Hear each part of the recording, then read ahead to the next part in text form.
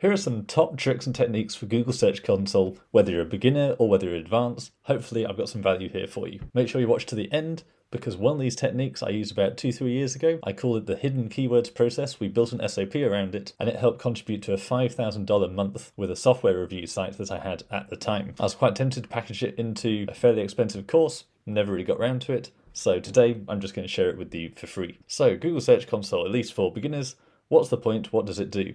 It's basically the back-end access to Google and what Google actually sees. When we use these tools like AHREFS, SEMrush, all of those, we're relying on external databases that are trying to interpret what's going on, whereas Google Search Console is basically claiming your access to what Google can see, at least as far as they allow you to. Now, I'd say probably the biggest fundamental difference is real-time keyword data. So AHREFS basically has to buy up data sources in order to get estimates of search volume from keywords. So all those traffic metrics you see are basically taking estimates of what percentage of the traffic share each position gets and cross-referencing that with the estimated search volume. So if you're at position 3 and you're getting a certain fraction of the traffic according to estimates, and your keyword has got 500 searches per month, then AHREFS is able to estimate you might be getting 200 traffic per month from that. So that's really intelligent, but obviously there are limitations. There's no way that can really be accurate. In particular, seems to underestimate by about 20 to 30% most of the time, but sometimes much, not forgetting that the actual keyword database takes a long time to update and refresh. So if you're in an emerging industry, you may well find that some of your keywords simply don't exist in the database. And that's exactly what happened with that $5,000 month 2 years ago. I was basically brandjacking this new product, and none of these keywords were showing up in AHREFS, not the review, not the product versus another product, not the product free trial, discount code, all of those. And people have had a lot of success in the past talking about what they call zero volume keywords, where just because it's got zero volume in AHREFS doesn't mean it doesn't exist. And what you tend to find is they tend to be much less competitive than all the terms that are in the tools. So to just give you an example of this is a client I had for quite a while, and we got them great results, and they went from having barely any traffic to now getting a very significant volume of traffic through our content recommendations and the high quality backlinks we built for them. But what you should notice here is Search Console says in the last 28 days, they've had 4,530 clicks. Whereas if we go to AHREFS is only estimating 731 clicks. Now you can also get an idea of where this client started. So September 2022 that they joined. And I'm always cautioning people, SEO takes time. You've got to be in it for the long run, 6 to 12 months ideally. But this was another one of those lucky examples where we published a few blog posts and the traffic multiplied pretty much overnight. There's a bit of natural pullback, as we always see with standard volatility, but then over time, this client went on to go from about 140 visitors per month to now 750 visitors per month. But we know this is not accurate based on Search Console. So how can you balance these two? Basically, you just have to accept these kinds of third-party tools are not perfect by any means, but they do allow you to compare like with like. So here it is perfectly reasonable for me to say that we've multiplied their traffic by 5 because we can see that trend. It doesn't matter what the absolute number is.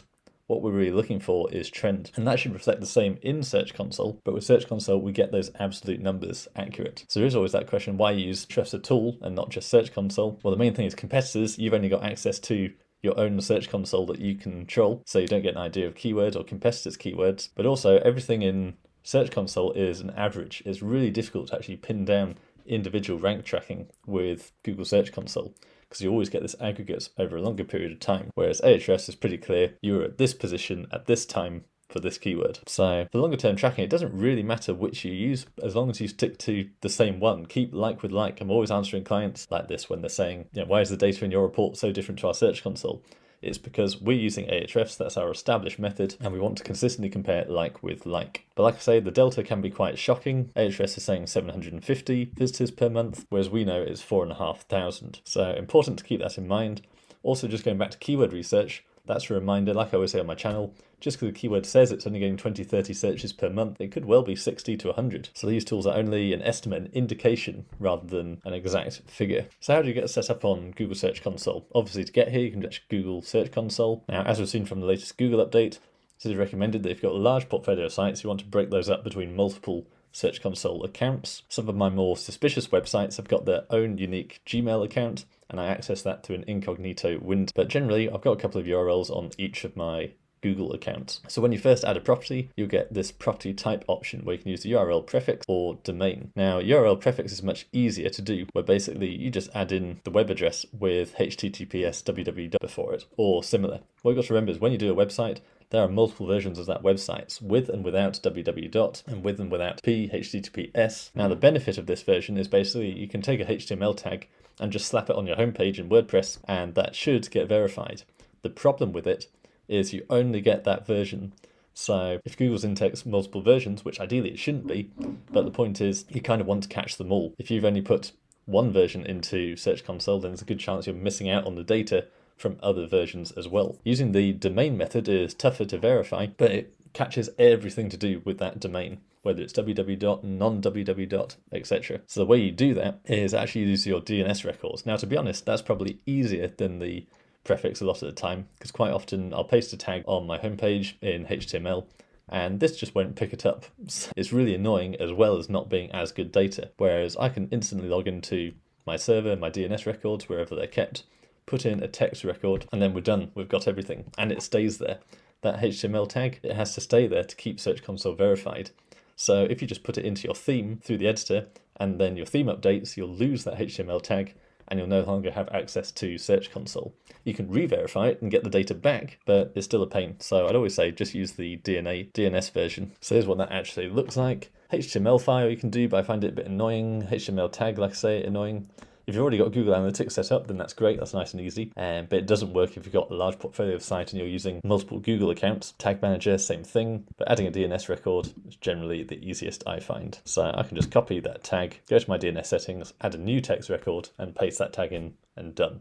Updates within a few minutes. So if we take an example, the website for my book, The Power Lever Method on SEO for Coaches, we can see AHREFS is saying 44 keywords and 2 traffic. But if we look at the actual Search Console, this is not the case. Still not a huge amount of traffic, but we can see 45 clicks in the last 28 days. Now we'll probably find that's because of people searching my name, and my name isn't a keyword yet. Oh no, only 20 searches for my name, but that's a perfectly valid point. If we go to AHREFS and we put in my name, let's go with USA, I'm pretty sure it's still going to come up with, oh no, I've got 20 now, or up to 90 globally, but generally I'm not a big keyword in the AHREFS database, so therefore AHREFS is going to really struggle to actually show any traffic associated with that. And that's because people have only really started, my personal brand has only really blown up in the last 6 months or so AHREFS probably isn't up to date with people searching my name. And according to this, as we can see from Search Console, from the actual data from the back end of Google, in the last 28 days, Vickers has been searched 19 times. So providing you're on page 1, the impressions count here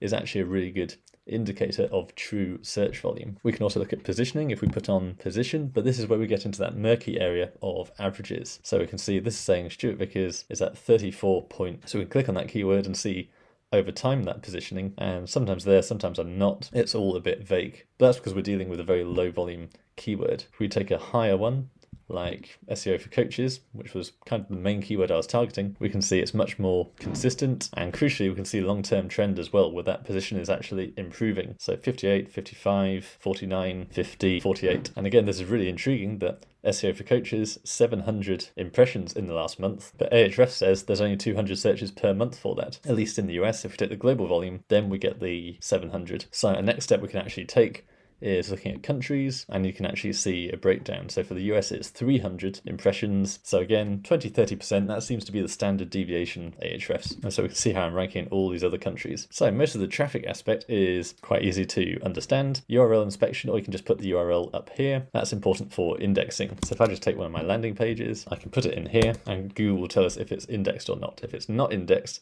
it'll also tell us why it's not indexed. So in this case, this was a landing page I was using for ads. So basically I kept it hidden. Let's put in another page that's much more likely to be indexed, and we can say it's on Google, it's indexed, and that's all fine. If it comes up saying it's not indexed, then you can request indexing. Where it says page change, this is also useful for if you're doing any on-page changes. So certainly in the past, requesting indexing like this only really took a couple of hours. So there have definitely been times where I've written a blog post, published it, requested indexing immediately, and within a few hours I can immediately see where that page is ranking. Now this is great for if you're doing any testing. So if you're testing out different meta titles, or if you're trying to claim the feature snippet, where basically you need to try and format your answer in the same way as the feature snippet does, where it used to be that you could actually go through methodically and keep on requesting indexing, checking back in a few hours, and you'd see if you've gone up or down or not. I've not done it for a while, but that didn't seem to work so well last time I tried. Over the last couple of years, it seems like the indexing time has taken a lot longer, so I'm more into the days rather than just hours. So by all means try it, but it's not really a strategy I focus too much on anymore. And what you'll often find here is you'll get discovered, not indexed. That's been a big problem lately, where Google is detecting your page but not actually choosing to index it. The canonicals down here, especially if you've got a big e-commerce site, these kinds of details are really useful because you can find out issues with things like localization and keyword cannibalization. If you've got two categories that are really similar, or the same product is listed in different categories, then you can often find Google will declare a canonical. And what that means is Google doesn't want to index two versions of the same thing, so it'll just take whichever one it thinks is better. So if you're struggling to get a page indexed, this can often tell you why. It might just be selecting a slightly different version and ignoring that page. Now you can also get a broader view of indexing by going on the left hand side to indexing and pages. Now what you want to see here, this always looks bad when you have a lot of pages and just a minority of them are indexed. So this is when clients tend to email me saying what's going on here. Basically, you don't want Google to index the whole of your site. In particular, most of the time, it's best to actually de-index, or should we say no index, your tag pages, category pages, any of these archive pages where there's no real content on there. Generally, you don't want those to be indexed because Google will see it as thin content, it'll be duplicate content. Again, there's probably an exception with e-commerce sites where you probably do have lots of text to try and build out those category pages you really want to rank. But if you've got a blog and 2 years ago you added a tag that said cute puppies, WordPress will then automatically create a whole tag archive for cute puppies. That's basically like a category page where every single blog post that's been tagged with cute puppies will appear in that feed. Now, what a lot of beginners do, unfortunately, is they just slam in a load of tags thinking about whatever's relevant, not realizing they're creating all these different pages. I did it myself years ago, so you just cram in whatever you think is relevant. Every single one of those creates a new archive. And that would be a terrible thing if you stuck to just a few tags and use them consistently. So if you have a tech blog and you want to try and separate, you have your laptop category, but you want to separate Macs and PCs, then you could use a tag to separate Macs from PCs, whilst keeping them both in the same laptop category. So you could have 20 blog posts in each tag, so 20 for Mac, 20 for PC, and that'd be absolutely fine. But most of the time, it's just gone wrong. I myself don't really use tags at all on my websites, with the slight exception of if I want to display particular dynamic content. So if I've got a carousel on my homepage, I might well add a tag that says homepage, and then I can simply go through the blogs I want to show on the homepage and add a tag that says homepage. Something like that. But generally, I don't pay much attention to these ways of organizing information. Site architecture is important, definitely use categories, but most of the time you don't need tags. But I digress. The point is, you'll have loads of these not indexed pages, and generally they tend to be those kinds of tag category pages, data feeds, things like that. And that's stuff you don't want indexed, that's fine. So we can see down here, excluded by no index tag. So obviously it's worth double checking. Sometimes developers will accidentally leave the no index tag on your site and then you'll never get any Google traffic. But generally this should just be author pages, tag pages. So I'm not worried about that. 404 pages can be a bad thing, but maybe you've legitimately deleted some pages. Pages with often that's things like, in this case, I think it's going to be if there's a trailing slash on the end or not. So what I was saying about www dot and non-www dot, it's actually the same with a slash at the end of your ideally you only want one version, and a lot of the time your site will be configured to actually redirect one to the other. So if we just inspect this URL, this is currently saying it's not indexed as it's a page with a redirect, and you can see that's because Google has declared, or rather the user has declared the canonical to be the one with the slash on the end. So that's absolutely fine. A purist would probably say we should tidy that up. Why is there even a non-slash version showing up in Search Console? But it's absolutely fine. It's redirecting correctly. And you'll probably find that was created just from me being lazy at some point and not putting a slash at the end, full knowing it was going to redirect to the correct page in an internal link. Now, crawled currently not indexed, that tends to be the bigger concern. So we have all these feed URLs that's generated automatically by WordPress. So that's fine, you don't want those indexed. So those you can just leave. So like I say, perfectly normal to have loads of non-indexed pages, but we do have some exceptions. So what about, this looks like a blog post, there's a trailing slash on the end. So what is the problem with this one? So again, we have a user declared, but how are they different? Let's copy the user declared canonical and see if that has been indexed correctly. Okay, so this may well be a case where Google just simply hasn't indexed the page. So you can request that indexing here. But this is a bit of a pain. Generally, if there's a lot of these, which can happen, especially lately, Google is struggling to index your whole site. That's why I generally say once you publish a load of content, I just use a third-party indexer like Omega, Cinbyte, one of those. So rather than doing it manually like this, even now, I would probably just export all the non-indexed versions and then run those through a third-party tool. So this is more where we want to be concerned. Feed URLs, absolutely not a problem, but where we've got these actual blog posts, these actual pages aren't being indexed, then that is a problem. So basically what we found lately is Google's been really stingy in terms of indexing, obviously because everyone's piling all this AI content onto the internet. So a lot of content just isn't being indexed naturally. So clearly with this one, I didn't run it through a third-party tool like Omega, but that said, a lot of people say actually, if the content isn't indexed in the first place, then Google's probably not seeing value in it anyway. But yeah, mostly these are just feed URLs, so I'm not too worried. Now, removals, that can be useful. Imagine if someone reaches out to you saying you published a story that's incorrect, that's wrong, or you mentioned our brand and we want it removed. I've definitely had times in the past where I've managed to write pages about competitors for a client and then outrank that competitor for their own brand name, and then they get on the phone and they're really angry. So then what you do is you go to here and you just do new request and you can put the URL in here. Now, yes, you can the page, but what you'll find is it'll take a while for Google to actually pick up that change and actually remove you from the index, if it ever removes you from the index.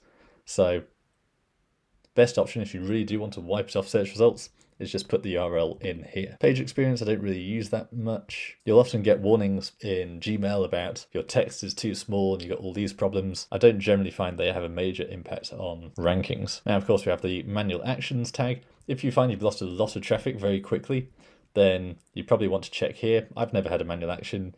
You do have to work quite hard to get a manual action. What you'll see most of the time is actually epic penalties. So you'll see this massive drop in your chart. That's a very clear sign that you have been penalized. But you keep coming here and it still says no issues detected.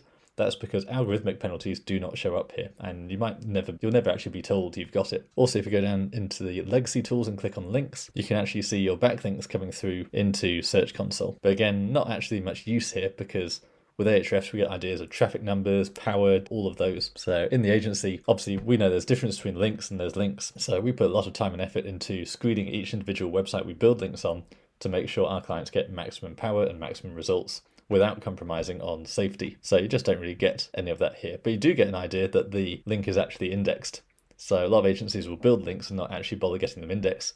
As we've just seen here, loads of pages can be ignored by Google. So when we're building links, we use a third-party tool like Omega Synbite to make sure all those links we build for clients are registered in Google and therefore showing up here. But if you've not done that, then this is a good way to check if your links are actually indexed. Now, as promised at the beginning of this video, I said there's a keyword research technique I did using Search Console which allowed me to make $5,000 in a single month 2 years ago. So for that to work, basically, we're taking advantage of the fact that AHREFS can't pick up everything. There's a limited database. There's all these statistics about how basically we look at keywords as things people have typed into Google. There's some sort of metrics about how every search term people actually type is kind of unique in a way. There's millions and millions of variations, and we have to try and consolidate those together into individual trackable keywords. But the truth is there's loads of keywords out there are either too small or too new or something else that means the keyword research tools don't pick them up. And what that means is your competitors don't know about them. So what I tend to do here is just scroll through the queries, and we want to see what's giving us impressions. Now we're looking for basically alarm bells where we've basically not targeted this keyword before. So business coaching keywords maybe. We're looking at 3 months. I'd probably take that down to 28 days. And what we're looking for here is secret hidden keywords that AHREFS doesn't know about. And you won't always find them, but it's worth checking in occasionally. Most popular coaching niches. So then we open up that keyword. We can see there's 30 impressions in the last month. So 31 people have searched most popular coaching niches. And then we go to pages, and we can see the exact URL we actually wrote and therefore the keyword we targeted. So we actually wrote the most profitable life coach niches on the planet. Now, I would say that's a different search intent to most popular coaching niches. Not the best example I've seen, but basically we're looking for where keywords have been, where Google has basically tried to take this keyword that's not that relevant to our content and shoehorn them towards the content we've written, because that's a clear sign there is not enough supply to meet demand for this particular search term. So we are validating there's actually meaningful traffic using the impressions. We know we already have topical relevance for that keyword because Google is choosing to rank our page for it, even though our page isn't even that relevant for it.